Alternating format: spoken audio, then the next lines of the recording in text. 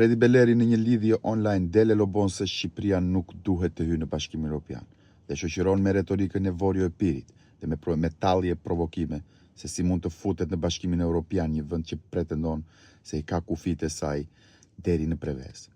Kjo është një nxitje urrëtie dhe një shantazh politik dhe jo vlerë europiane, sepse kur flet për Europë, nuk flet duke i mbyllur derën një populli e duke hedhur zjarr mbi plagë historike.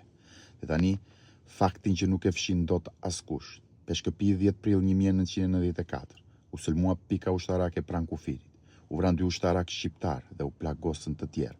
Organizata ekstremiste Mavi e ka marrë përgjegjësinë e raportimet të kohës, dhe në bazë të dokumentave të kohës, ti zoti ekstremist ishe njëri prej tyre.